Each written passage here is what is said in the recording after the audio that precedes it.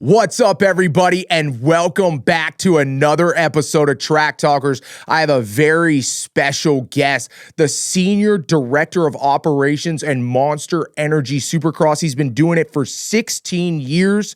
He started in the paddock, and now he's one of the big dogs. I love it. We have him in studio, Mike Muye. How's it going, bro?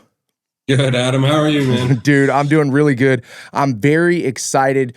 Today, we have a very special topic. We are going to be talking about the SMX Playoffs tracks, and I truly believe that these SMX playoff tracks have redefined our sport. It's made it so much better. Everything, it seems like, has changed, and it just keeps pushing in the direction of SMX Playoffs. The excitement is crazy, and that's kind of like the first thing that I want to talk about with you, Mike. How excited are you for these playoffs and to have so many guys healthy and going so fast right now? Oh, man, it's going to be great. So I was literally right before this call looking through the confirmed riders list, and it's like it is stacked. So it's going to be cool. I mean, I think over the years, Dirtworks crew's done a great job on these tracks. We'll continue to expand on them, and we're excited. Yeah, but like, let's get into that a little bit. Like, how excited are you for how loaded this thing is? You know what I mean? Like, we have Eli Tomac that is coming back. We have Jet Lawrence that's healthy. We have Chase Sexton. I mean, there's so many guys that it seems like have made a push to make the playoffs a priority. You know what I mean? It's like, it's just so different how now you kind of see everybody lining things up to be here right now and ready for these playoffs. How does that feel? Yeah, I mean, I think that's probably the best part of the playoffs, right? We got to see Ken Robson in the summertime, where we probably wouldn't have, right? We're going to see him here next week. Obviously, you mentioned Eli, Jet. There's so many different storylines that all converge on this point. And I think it's going to be fireworks for the next three events. Oh, it is for sure. Yeah, I mean, Mike, not a lot of people know you ride and race like vet class too. I seen the RMZ was it 2013? Adam, let's not go into that. All right? Dude, Mike Muye's part of the RM Army, baby. Hey, how long? Did you grow up riding and racing or no? I did, yeah. I mean, I didn't do a ton of racing. Mostly riding in the areas that I was at. But yeah. I rode all my life. Recently, really when we moved down to Florida, because, in the wintertime I travel a lot, which is ideal riding time in Florida. And then summertime, not so much. So kind of dwindled off quite a bit. But when we were up in Illinois, myself and Todd Gendro and Bill Harris and Dave Prater, we all we basically rode, 2-3 times a week sometimes. Really? So that was your group of guys? Let's go. But notice it's only a photo. It was a hand-picked photo that I posted on there. No videos. Yeah.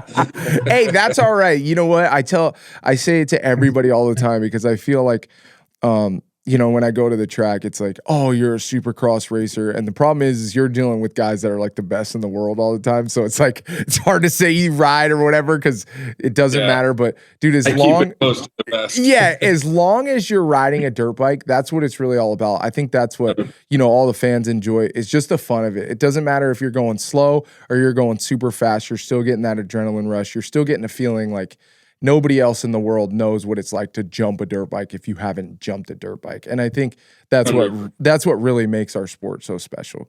Okay, so just quick tidbit, because I know you do a lot, Mike, but just for the fans and everybody watching before we get into these tracks, what is your role in the Super Motocross series? So I'm a liaison between all of the different entities that put on SMX. So I work closely. Obviously, we're going to be talking about tracks today with the Dirtworks team. I work closely with MX Sports. I work closely with the sanctioning bodies, with the teams and the riders, and really just kind of move the pieces of the puzzle around and try to support all of the different entities where necessary. And then internally we have a lot of departments as well, right? We have our global partnerships teams responsible for sponsorships. We have our event marketing and sales team for promoting the events. So all of those different groups are working towards a common goal, Yep. and just making sure that that goal remains in focus is really what my job is. Absolutely. We love it. Well, if you haven't yet, right now, SMX Playoffs, get your tickets. ZMAX Dragway, September 6th, the Dome at America Center, September 13th, and the Strip at Las Vegas Motor Speedway, September 20th. I will be there doing VIP experiences as well. But let's get into the meat and potatoes of this conversation, the SMX tracks. Okay, so let's start out with Charlotte, ZMAX Dragway. What were you guys aiming for at that drag strip? Was it more motocross? Was it more supercross? Like, what did you guys want to open up with? Give us the feel of that situation. Yeah, we really wanted a combination there. And we, having played there now, this will be the third year playing there. Yep. We wanted to do something different. So bringing those two things together, like you'll see some supercrossy style sections with the rhythm lanes and some of the obstacles. We do, we're not moving full on supercross by any means. Still going to have some pretty fast, flowy outdoor sections. But I would say of the two drag strip models, this is the more supercrossy one. But to be different, we opted to go with a split start. So to give a little history on that, obviously we've had split starts before. Yep. This one's unique in the sense that they're back to back. But Alex at Dirtworks and Jeff Russell and Bill Harris, who's our director of operations, really spearheaded this dating back all the way to Charlotte last year. So we had the gate mechanism at Charlotte last year, and that was the first time we tested it, proof of concept, right? Yeah. And we utilized it at a couple of supercross rounds this year too. Even though, we didn't ultimately wind up using it during the race, we had the ability to test. So we have 100% confidence in it. It's a unique design. It'll be cool. Don't quote me on the history of this, but I don't believe we've ever had a back-to-back start in Supercross or motocross. So this will be unique. I think it'll be something pretty cool. Yeah, it'll definitely be interesting. I was looking at that, and it's like, man, if like Jet Lawrence is on the other side and you're on one side, you get roosted by his roost. I mean, how far apart are these things going to be? Like, did you guys have to have a certain amount of length in between, or are they going to be pretty close? From the backs of the 8-foot boards, I believe it's like 40 feet. Yeah. So a decent amount. It's pretty far. That's pretty far. Yeah. So you talked about this starting mechanism. Can you go in depth a little bit about this starting mechanism, or is it kind of pretty surface level that you can go? No, so it's really pretty basic. So there are two mechanisms, right? Yeah. So we have two physical mechanisms and one button, right? So all it is electronic. Came into a single button. Mike Riley, there you go. Was the one that built it for us. Nice. So yeah, it's overly simple, but the bigger challenge came in the sense we always have a backup, right? Even at Supercross, Motocross does. So if the gate ever malfunctions, we can go to manual. And that was where the bigger challenge came from, is what's our manual backup? Yeah. So the team put their heads together, came up with a solution that should work pretty good, that is actually cantilevering the stomp pedal. Yeah. So to go to it, basically hit on a pedal in the middle that'll drop the two outside ones. So that was the real challenge, I think. As far as the actual device that we'll use, it's going to be a lot, actually pretty simple, with the electronic. Totally, yeah, I love that. Any kind of change I think is good, especially to throw in with these riders, because these playoffs, they have really become a spectacle for our sport. And I think, like I said at the beginning, it really has redefined what Supercross or Super Motocross will be for the rest of our lives. When my kid grows up, I think the playoffs are going to be around. I think this is something that's going to go on for so long because it's been so good. So anything you can throw at these riders is is good just to change it up so they can't get used to it. And I think that's really the whole reason that we have that Supercross, motocross kind of in between, is to see who's on the see who's the best. Is there any other specific challenges that you guys are trying to implement at any 3 of these tracks that kind of throw the riders for a loop? Or this year, is it just that split start? Yeah, I mean, the split start is cool, right? I think we're always trying to challenge the riders. For 2 reasons, right? One, it's exciting for the fans, of course. Yeah. But we want it to be exciting for the riders as well. You can probably attest to this. If you go to the same cookie cutter track over and over and over, like, it gets repetitive and boring, right? Definitely. So always trying things that are new. We monitor what is happening at different racetracks. A lot of times they'll come up with some cool stuff at their test track. So we'll look at that. No idea is off the table. And as we were talking about a little bit beforehand, Adam, Alex at Dirtworks he's really creative, right? So he thinks outside the box on a lot of things. So does Ross and Corey and the whole team over there. And then we also work closely with Jeff Russell at Pro Motocross and Tim Cotter, because we're pretty heavily involved in Supercross, and that you kind of get blinders a little bit, right? A little bit. So a lot of times what we'll do is we'll send it over to those guys, and they're like, guys, this is so Supercrossy. Like, can we do this? Can we do that? And it really creates a good blend that I don't think we would have otherwise. Yeah, I love that. All right, let's move on. Let's go to the Dome to America Center. Man, Mike, this is probably one of my favorite tracks just because of the dirt. Was that one of the big reasons that you guys went here, or is it just that you guys like the venue? Is it that the fans are, going to fill the seats for sure? Like, give everybody that's listening kind of some insight on why you picked St. Louis. I think you hit on a lot of it. SMX is supposed to be Supercross and motocross combined, right? So there's only so many stadium settings that you can build a more motocross inspired track. So in St. Louis, we're actually pushing back. I think it's the first 15 rows all the way around. It's actually the setting that they use at Monster Jam. There you go. So we're attracting all of those seats, so it gives us a bigger footprint, which is why you can see in the track diagram that we're able to, we don't have to go back and forth like a traditional football stadium. Yeah. And in addition to that, there's 2 large openings that go out into, they call it the Annex Hall, but it's essentially a exhibition hall. Yeah. So it gives us the ability to race out of the stadium footprint and back in. And in that area, we'll have, a VIP area that they'll be able to hang out and watch, the bikes on the track. So it gives you that motocrossy up close type of a feel. I think one of the things you asked, like, what have been some of the challenges going into that area is a challenge. So it actually has a drop ceiling like you would have in a basement or something like that. You can imagine roost or any number of things could damage that ceiling. So we're having to build a truss structure in there with mesh netting over the top of it so that it's protecting that ceiling.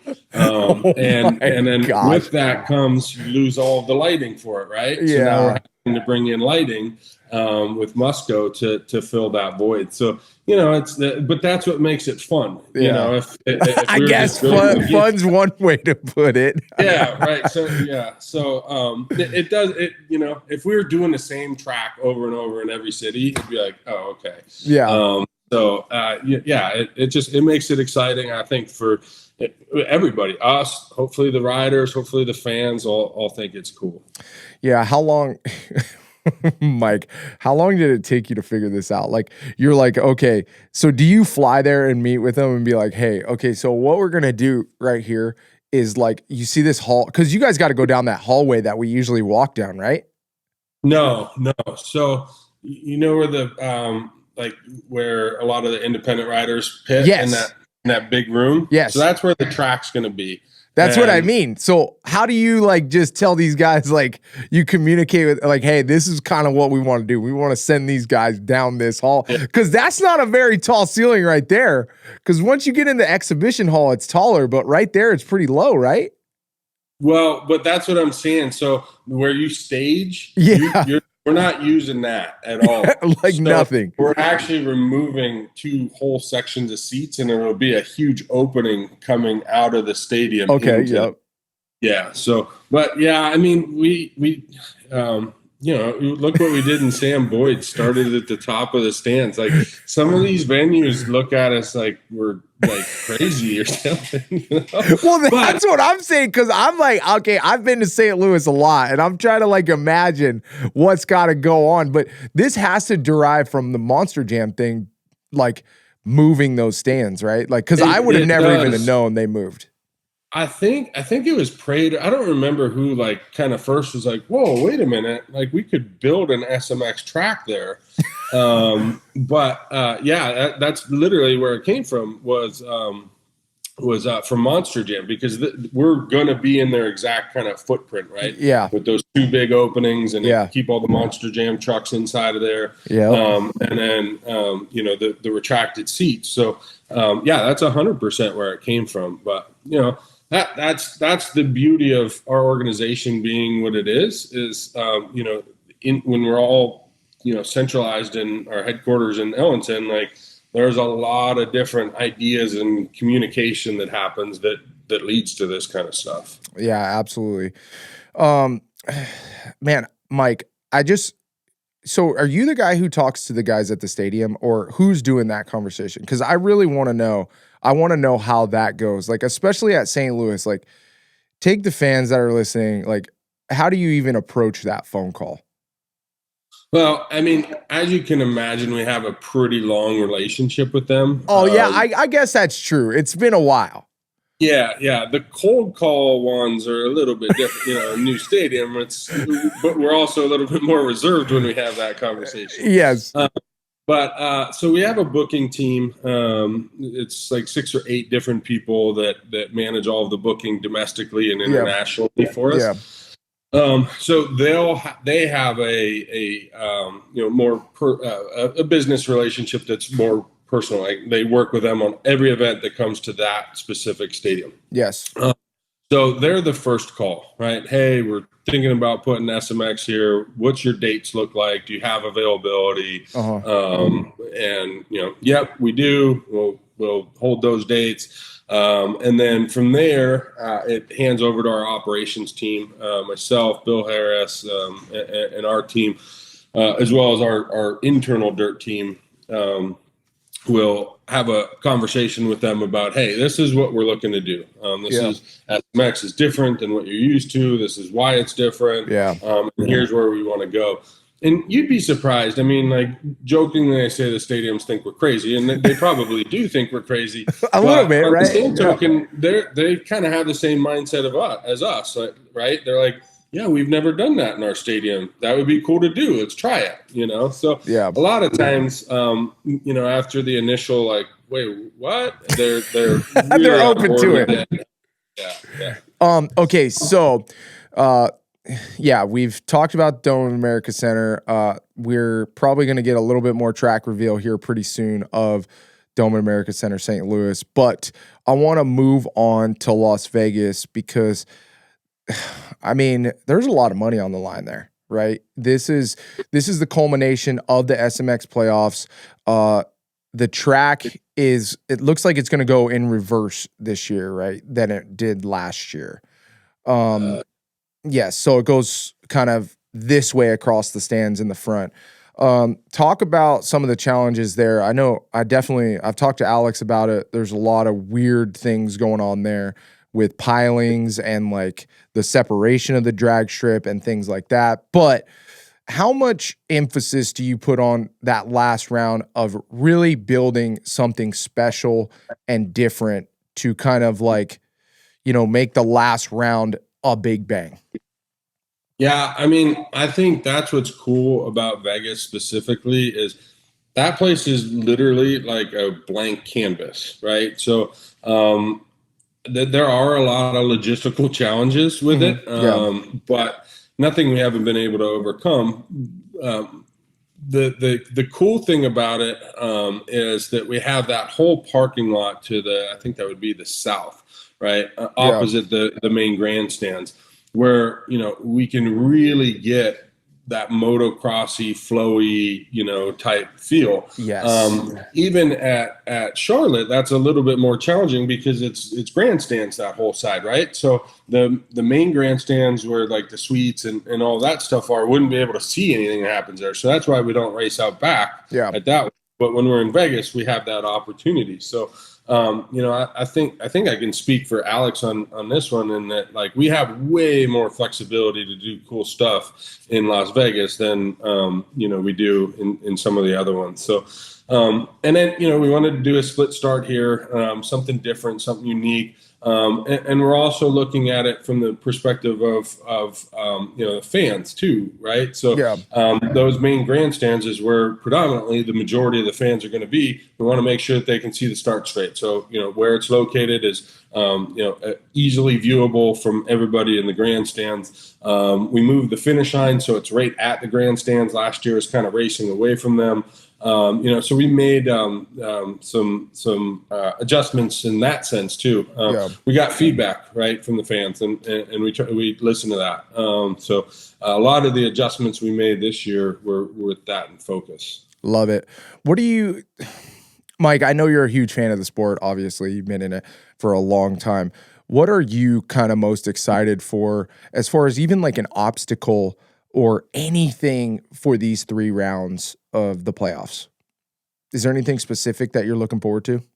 I don't know about like a specific obstacle. I think the back-to-back starts are going to be really cool. Yeah. I'm pretty excited about that. I think it'll be cool. But, and I know that a lot of times what happens, right, and I'm sure you've seen it, there's a track map, and we build a track map, but then when we get there, we're like, that might not be, like, for any number of reasons. It could be safety. Could be raceability, right? Like, hey, if we make this adjustment, it's going to race much, much better. So I think that's the I guess exciting part is like, when boots are on the ground and we're looking at stuff, like we're going to make it really racy. I'll use Charlotte. I think was that last year that we did the crossover option. Yes. On the original track map, if you look at it, it was a wide sweeper that came out and under. And then when we got there, we're looking at it, it's like, no, that's going to be way too slow. So it wound up almost being a straight shot. And I'll admit, I was like really questioning whether I'm like, guys, there's no way it's a straight shot. How's that going to be slower? Or fast, equal. And sure enough, it worked out, right? So that, I guess what I'm excited about is, just when the boots are on the ground and, you're in the thick of things, like things get adjusted, but turn out super cool. Yeah, absolutely. Well, one of the big things that I want the fans to know about these SMX tracks is just what you touched on. And I think that's a perfect segue into our next little question, is that these tracks aren't perfect. You make a track map and, it's just like Supercross where, okay, this is our idea. This is Alex's idea. This is your idea. You guys have refined it. And then you get to the real situation and you're like, oh shit, this does or does not work. Talk about a little bit about your job on that day, because I know you have communications with the team. I know you have communications with Alex and all that stuff during the day, and you're spotting up top and doing all kinds of stuff. Take us through like Friday, Saturday of how do you observe the track for safety issues? How do you observe the track for race issues? Everything like that. And how are you resolving them? Yeah, so there's so many different teams of people.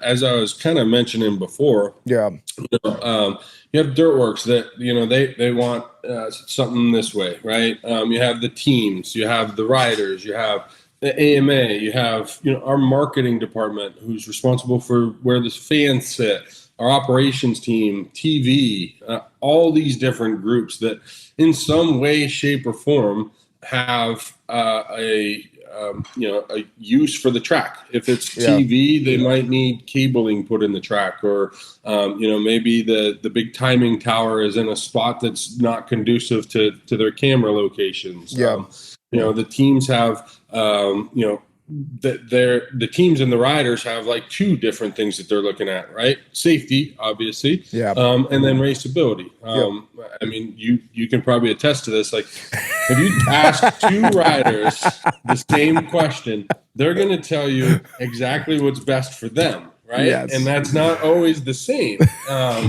So, long story short, what my job is, and some of us on the ops team's jobs is to take all of that input and then make a decision that's best for everybody, right? So no matter what, like, unfortunately, somebody's not gonna be happy and somebody is gonna be a little bit happier, but that's the way a negotiation works, straight up. Man. The one thing that never safety trumps all, right? Like, so if we have to move a TV camera, or we have to do this, or we have to do that, then that's what we're doing. Number one on the list. Yeah, exactly. And, but other than that, it's really hearing all of the different parties pitch on why something should be the way it is, and then making an educated decision off of that. Yeah, literally. Like, I've been a salesperson a couple times. I mean, luckily towards the end of my career, I got in with Alex pretty well, where he knew that if I was saying something, it wasn't to benefit me as much. You know what I mean? And I understand that. It's a tough thing, because you're talking to teams, and one team is telling, saying, hey, these whoops are way too big. And it happens to be the team that Marvin Muskin is on. And he can't really skim whoops that good. And you're like, well, they look good for the other guys, so we're going to check around and see how this goes. You know what I mean? Exactly. And you know what? So the communication in the paddock, while it can always be better, has gotten way, way better. So we have text strings where we talk about it. So now it's kind of like out in the open, right? Like, so if you do have a team that has a rider that's, not the strongest in the whoops, like, there's nowhere to hide, right? Like, you can't say the whoops are too big, because everybody else is going to say, we got everybody in the text thing going like, they seem okay to me. Right. Yeah, exactly. That's awesome. And so a lot of that kind of sorts itself out. Sometimes, we'll they have input, and then we'll have to, because it affects X, Y, or Z, like, we have to do it a little bit different, but it still accomplishes the goal. So there's so many different facets that come into play. Yeah. How many, Mike, like, from the day that the track is actually done to the track map to Saturday night, just give us like a rough estimate on how much has to actually change. Like, how many changes are you guys making during a weekend? Let's just say average weekend, and then give us like the most changes you guys have made, even if they're micro changes, Yeah, that's the thing, right? Like, there's a lot of micro changes that are happening. I mean, I would say there's probably 8 to 10 a weekend, just little tweaks here and there, that the guys make. Major changes, I would say, one every 4 rounds, like, it's something significant has to be moved around. But they're relatively, the big changes are relatively minimal. And that's, I guess, mostly for Supercross, right? SMX is still it's a big footprint. So I would say there's probably a few more bigger changes at SMX than there are at a traditional Supercross. Well, yeah, absolutely. That's like one of the more difficult things, right, is the amount of time that a lap takes. And like trying to time that with TV and trying to time that with the riders crossing the finish line at the right time. There's a lot going on. Are you guys actually trying to make it like are you guys shooting for a goal? Because I know you guys, well, I don't know. I've heard that you guys shoot for around that 55 to 50 second range in a Supercross track. But is there a goal that you guys are shooting for these SMX tracks to get it around that time? Or is it kind of like, we're taking a guess because it's so new? Well, not really. I mean, the races are timed, which is helpful in that sense, right? Yes.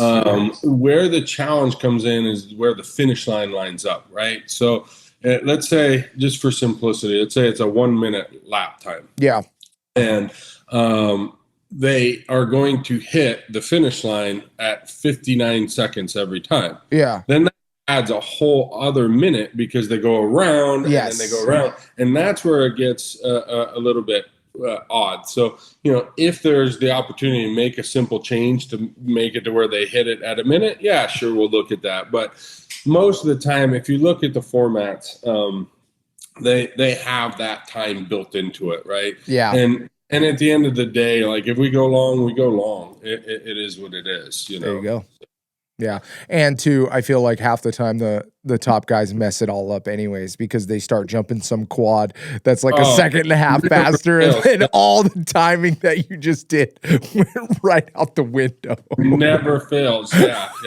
They wait, and that's part of the game, right? Yeah. But wait to uncork that one thing so that then nobody else sees it, and that includes us. Yep. All right. Okay. This is the looming question. We're running, not running out of time, but we're getting towards the end of this thing. Why? This is the big question that I want to ask, Mike. Why no whoops at all in any of these races? Like, I feel like there should be at least one set somewhere. So that's been a lot of topic from the OEMs as we were introducing this, because they're racing Supercross at the beginning of the year. Then they're in motocross all year. Yeah. With only a week in between, they don't want to turn around and be back on Supercross suspension, whoops, all of that. Yeah. So that's the main driving reason. So the OEMs have actually been like, hey, we don't want our riders to have to make this transition so quickly. Yeah, OEMs, and we've heard it from riders and many others that's the preference there. Interesting. Do you think in the future that will change at all? Because I've talked to a lot of the riders. Obviously I haven't raced SMX. It was the next year after I retired. Dang it. Come back out of retirement. I know. No, it's not going to happen. Not a chance. But yeah, one of the big things that I've noticed is a lot of the guys are going to more of a Supercrossy setup, stiffer suspension, just to kind of get the roll speed even in the outdoor sections. And I know those outdoor sections they don't cater to Supercross suspension, but you can make Supercross suspension work way more than you can make outdoor suspension work on a Supercrossy section. So do you see, the no whoop rule, or even, having more Supercross involved in any of these in the future? Or do you think you're going to still try to keep it pretty even? Or is it subject to, hey, we're going to throw anything and everything at these guys? No, I mean, never say never, right? Yeah. But I don't see it in the cards in the near future. As soon as you put the whoops in, like, I think everybody would probably be on Supercross suspension, right? Yeah, they have to. One of the cool things about the SMX tracks is that there's an option, right? And you have to make a decision. And I think that adds another layer to it. The very first year was probably one of the coolest. And I'm sure the race teams will be rolling their eyes at me, but watching them figure out their suspension, they didn't know what to expect. It was a scramble. Totally a scramble. And it's hard to replicate that because it was so new then. Yeah. But that's really the goal, right? Hey, some guys might want to excel in the outdoorsy section. Some guys might want to, lose some of that to excel in the Supercross section. Yeah. So that's part of our goal here too. Love it. All right. So yeah, one of the last questions I got for you is, what is your exact involvement with actually building the tracks, and how does that track design and development go for you? Like, take us from the initial start. How do you create a track design, and just from ground zero, you go, okay, here's this stadium map of where we can go. Take us from there. Yeah, I mean, honestly, it starts 8 to 12 months in advance. So right now, we're already starting to work on the SMX playoffs for next year. Yeah. But really, it's a group effort, right?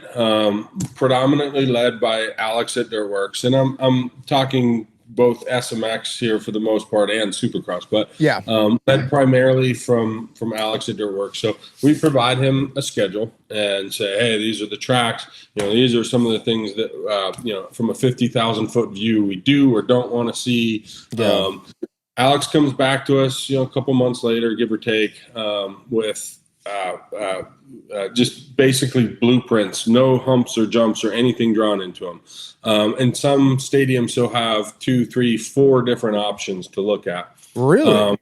Yeah, and collectively as a team, we'll sit down. It's usually Alex, myself, Bill Harris, our director of operations, Mike Roboleski, our director of competition, and we'll say, hey, we like this, maybe do this, and make some input suggestions there. Yep. And then he takes them back and he adds in all the humps and jumps and all that stuff, and we'll do another dive into them. Typically, that one, we'll do it in person, usually at our headquarters in Florida. Yeah. AMA will come in and we'll really dive into, the tracks, the designs, the operational and logistical inputs. And that happens, I would say, probably 4 or 5 months in advance of the events. From there, there's usually some minor tweaks, which Alex will take back. He makes those adjustments, sends us the final versions. We sign off on them, and they go out to the various different needs. Like TV needs them to start planning camera placements. Yep. Our 3D designer, which is what you see on TV. Yeah. 3D tracks from there. That takes a couple of months to build those, and then we always target having them ready for when tickets go on sale. Nice. What are some of the obviously, like, as a kid, everybody loves track design. You know what I mean? Like, or all of us dirt bike riders do. Like, that's the first thing we did as a kid, right? Was go in the dirt and build a track, build a Supercross track. We're like, yeah, this is sick. We're going in the dirt. What are some of the things that get you most excited about the tracks? Is it like kind of seeing when the jumps come into form? Is it just seeing the actual layout of the track and how it's going to work and imagining that? Like, bring us into some of the fun that you have designing these tracks. Because, I mean, we know you're a dirt bike rider now, Mike. I mean, you have to love that part, right? Isn't that one of the most special parts? I mean, you get to see from ground zero this track that is just, okay, here's the layout of the stadium, to now you're going to see Jet hit this quad in person and win the SMX championship. Yeah, I mean, and that goes to all facets of my job, really. Yeah. That's what's so rewarding about it, right? Is that, you spend, the summer months or whatever, like planning for something. And then when you get there and you actually see it, it's like, that's the payoff, right? Yeah. Like all this stuff that during the summertime, you adjusted, tweaked, made decisions on, whatever it is. Yeah. And then you see it, right? And I think that's probably one of the funnest parts of it, right? And my job has shifted over the years, but that is one thing that's always kind of remained, is like seeing the finished product is what's cool. Absolutely. Well, Mike, thank you so much for being on this episode of Track Talkers. We broke down all the SMX tracks that are going to be in the playoffs: ZMAX Drag Strip, Dome at America Center, and Las Vegas, the Strip. We really hope to see you guys there. These are the tracks that have redefined our sport. SMX Playoffs, here we come.